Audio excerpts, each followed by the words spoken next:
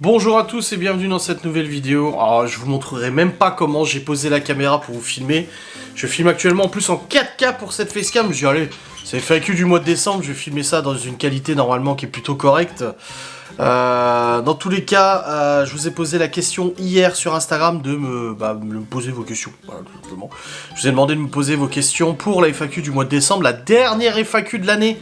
Décembre 2022 et j'ai reçu comme ça plusieurs questions. J'en ai déjà regardé quelques-unes mais j'ai pas tout regardé donc je sais pas tout ce qu'il y a comme questions, mais je pense qu'il y a des choses intéressantes et d'autres un peu moins intéressantes pour lesquelles je ne répondrai pas, bien évidemment. Vous le savez, je réponds en toute honnêteté mais aux questions que j'ai envie de répondre, voilà, ça me semble logique. Est-ce que ça sera la dernière de ma chaîne? Non, je continue jusqu'à ce que j'arrête YouTube. De toute façon, je continue les facecam FAQ tous les mois, voilà.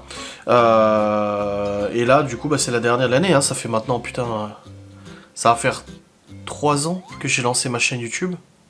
Enfin, que j'ai vraiment... Alors non, ça fait plus longtemps que ça que j'ai lancé ma chaîne YouTube, mais ça fait depuis janvier 2020 que je suis vraiment très... ça va faire...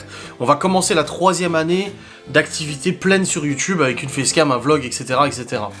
Et les FAQ du coup mensuels aussi, ça fait un petit moment que j'ai commencé, je crois que j'avais commencé pendant le confinement, en mars ou avril 2020, quelque chose comme ça. Donc on y va pour les questions de la FAQ.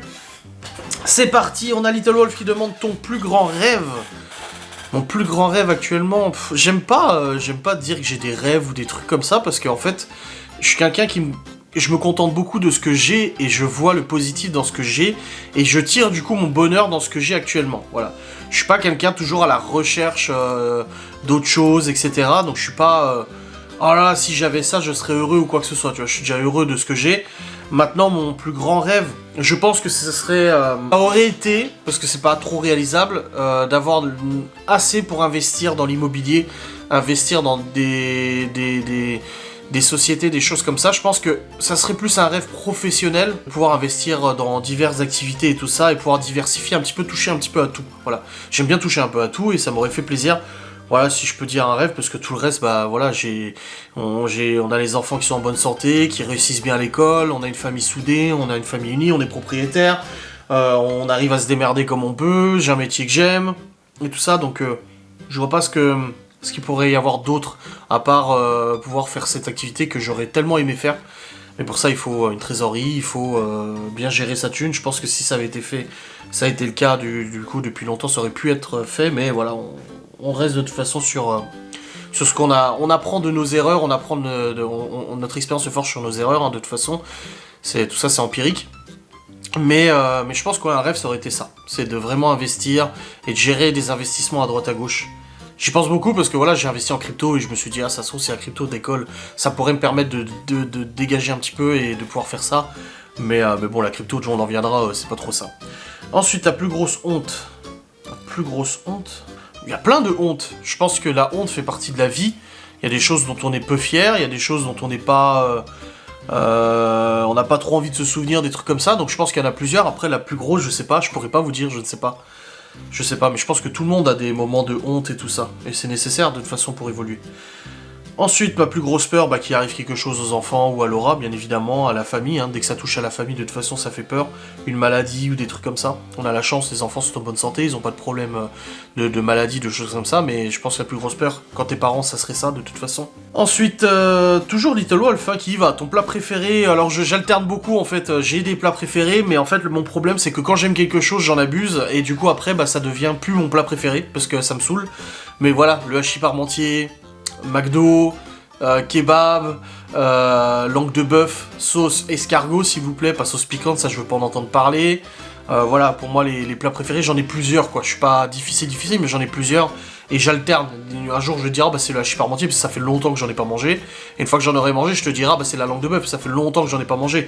Mais après je vais tellement en abuser que du coup je me dis, ah ouais non, et ça sera autre chose. Tu vois. Ensuite ton premier mot, toujours Little Wolf, mon premier mot, alors j'en ai aucune idée, faut demander à ma mère, ça je ne sais pas. Et ensuite, le premier mot de tes enfants...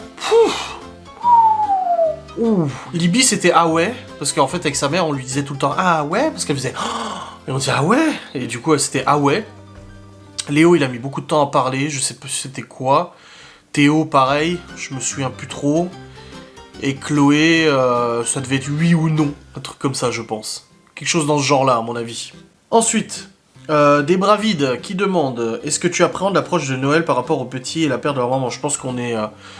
on les accompagne de toute façon depuis maintenant 1 an dans cette épreuve et dans ce qui s'est passé, et je pense qu'on arrivera à les accompagner de toute façon comme on le fait actuellement, et on espère que ça se passe au mieux, voilà, sans occulter ce qui s'est passé, mais on espère les accompagner au mieux, et je pense qu'on jusqu'à maintenant on a bien réussi à le faire. Ensuite, question de Zinala, toujours pas de news de la CAF? Non, toujours pas.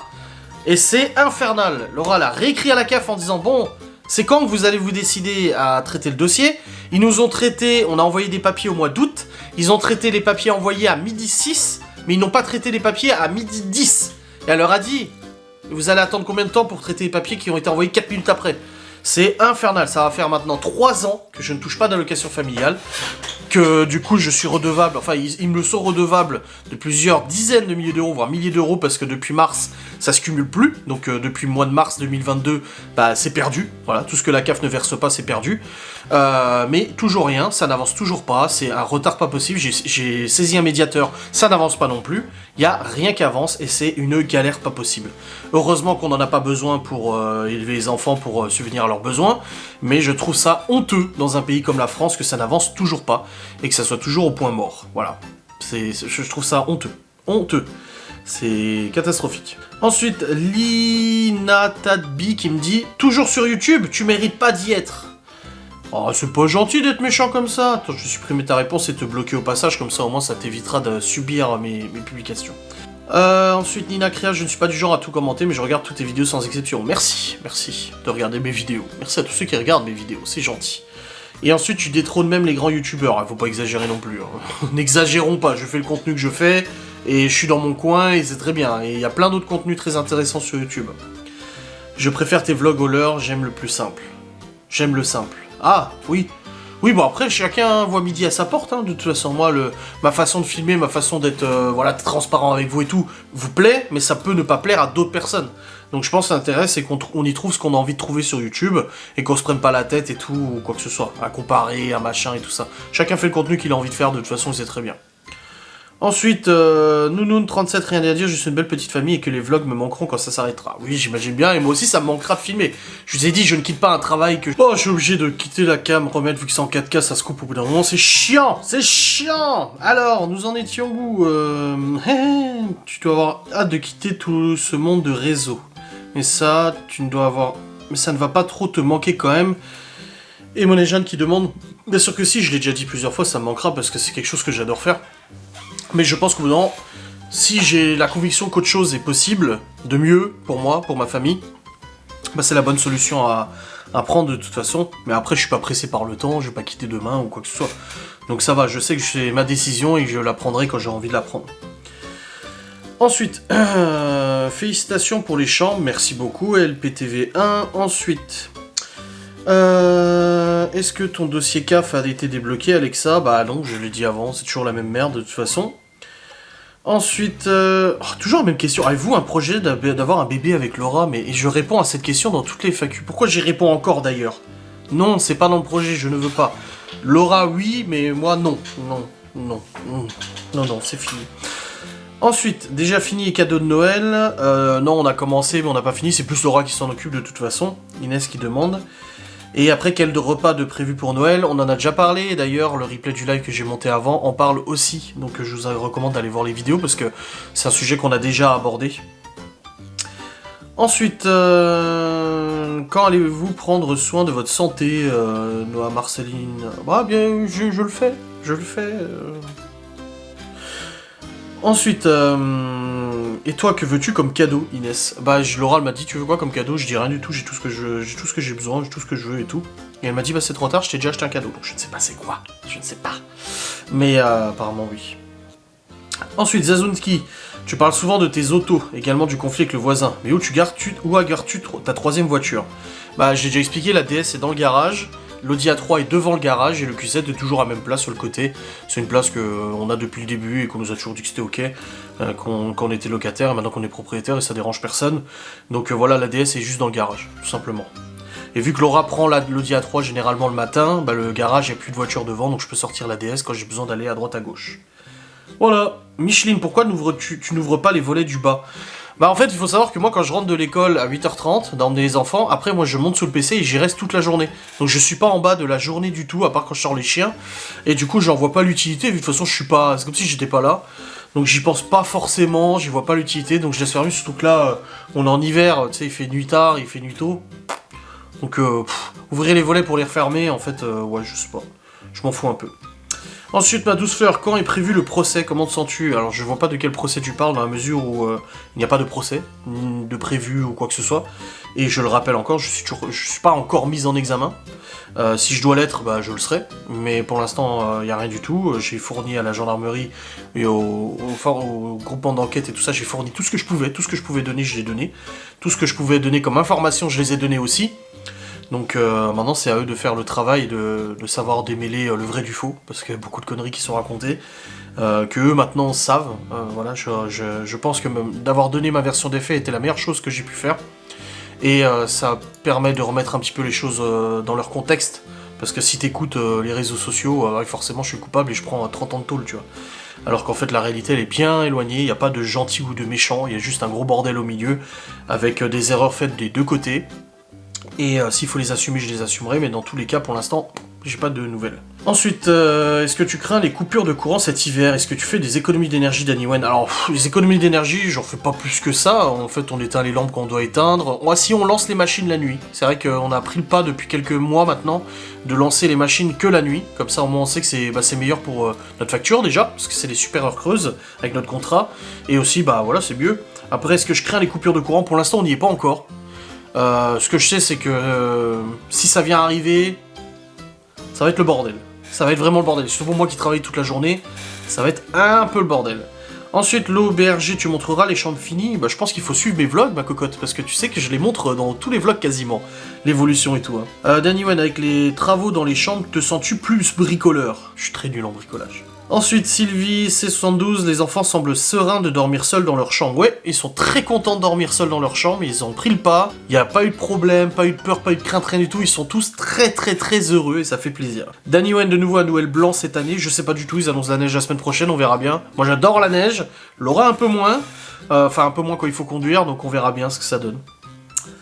Ensuite, Kaija Booz, la rencontre sur le paranormal que tu devais faire avec Geoffrey en octobre dernier a été annulée. Alors je devais avoir des nouvelles, j'ai pas eu de nouvelles, le truc apparemment a été fait, mais on n'était plus invité.